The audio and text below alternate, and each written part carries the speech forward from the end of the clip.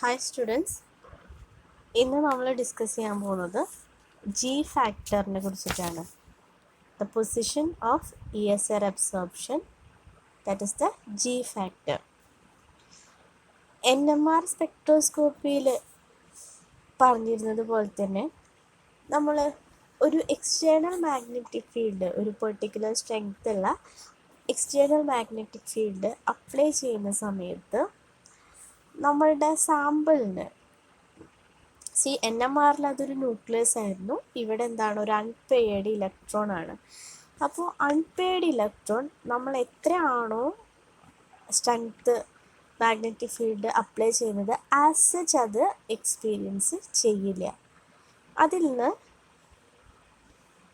ചില ഡിഫറൻസ്, ചില ഡീവിയേഷൻസ് സംഭവിക്കാം. അപ്പോൾ നമ്മളുടെ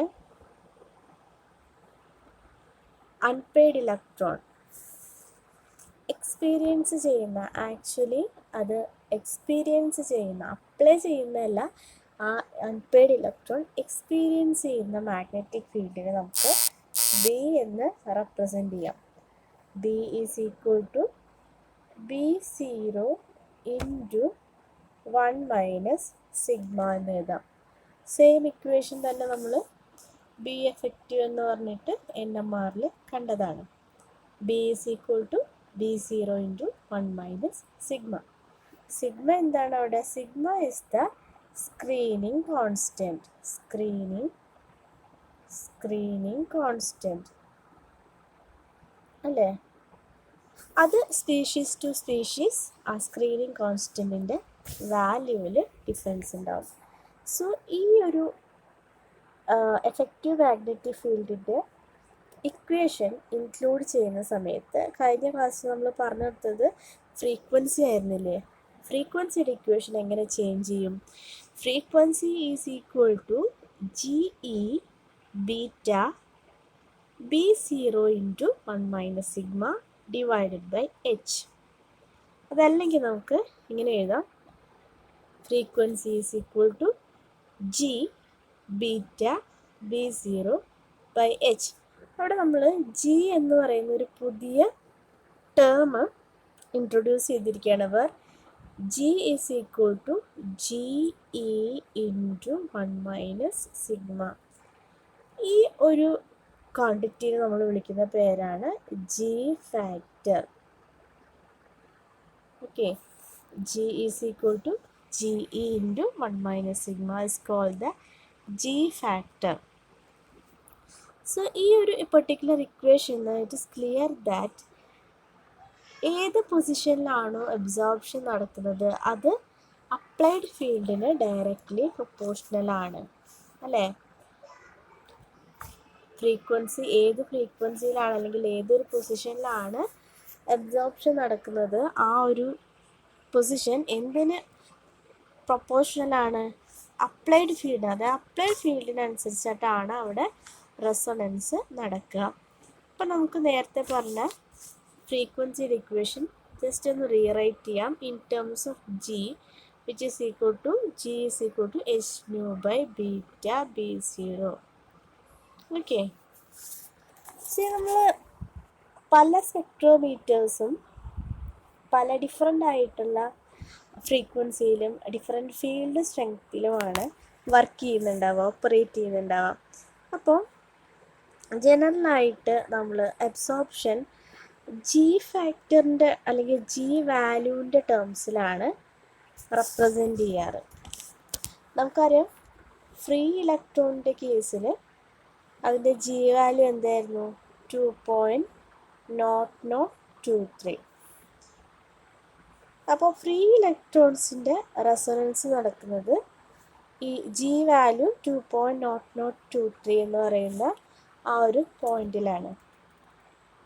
അപ്പോൾ നമ്മൾ സാധാരണയായിട്ട് ESR സ്പെക്ട്രോമീറ്ററിൽ സ്പെക്ട്രംസ് അബ്സോർപ്ഷൻ ലൈൻസ് ഡിഫൈൻ ചെയ്യുന്നത് ജി ഫാക്ടറിൻ്റെ ടേമിലാണ്. ഫോർ എക്സാമ്പിൾ 9.53 GHz ഫ്രീക്വൻസിയുള്ള റേഡിയേഷൻ യൂസ് ചെയ്തിട്ട് നമുക്ക് റെസൊണൻസ്, ആ ഒരു ഫ്രീ ഇലക്ട്രോൺസിൻ്റെ റെസൊണൻസ് സംഭവിക്കുന്നത് 0.34 ടെസ്ലയിലാണ്.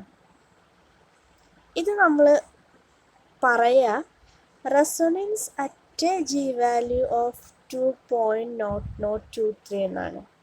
അതല്ലാതെ resonance at A field strength of 0.34 Tesla എന്നോ അല്ലെങ്കിൽ resonance at A frequency of 9.53 ഗേർട്സ് എന്നോ അല്ല പറയുക. പകരം resonance at A G value of 2.0023 എന്നാണ് റെപ്രസെൻറ്റ് ചെയ്യുക.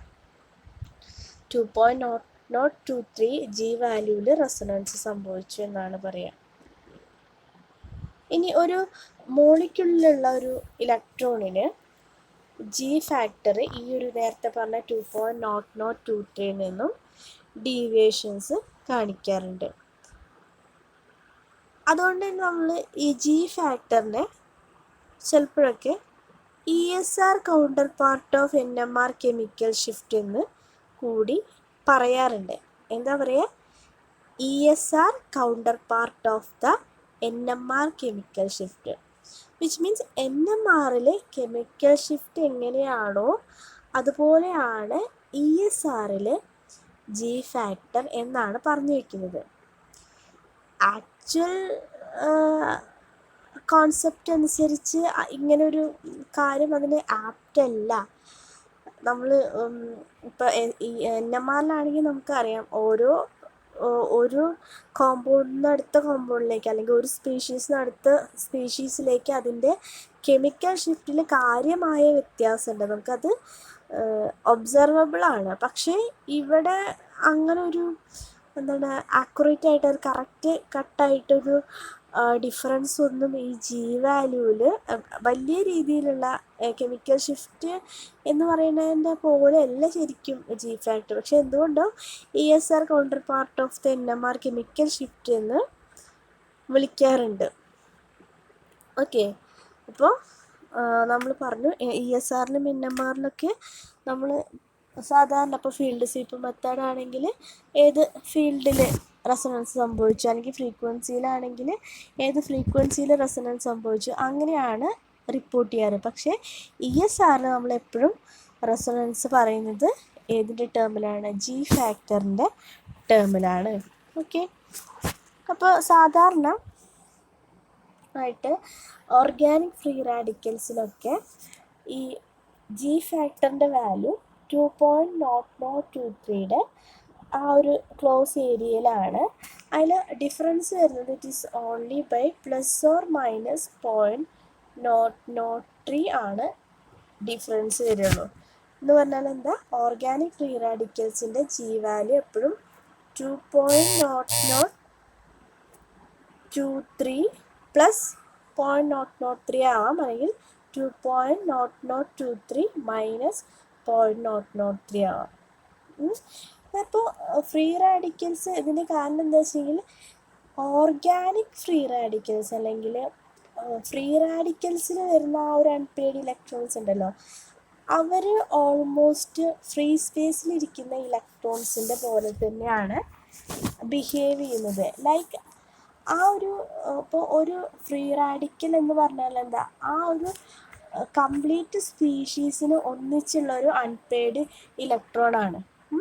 അപ്പോൾ അതിന് ഓൾമോസ്റ്റ് അതിൻ്റെ എന്താ പറയുക മോഷൻ അല്ലെങ്കിൽ മോഷൻ ഇങ്ങനെ കറക്റ്റ് ഓർബിറ്റലിൽ ലോക്കലൈസ്ഡ് ഒന്നുമല്ല.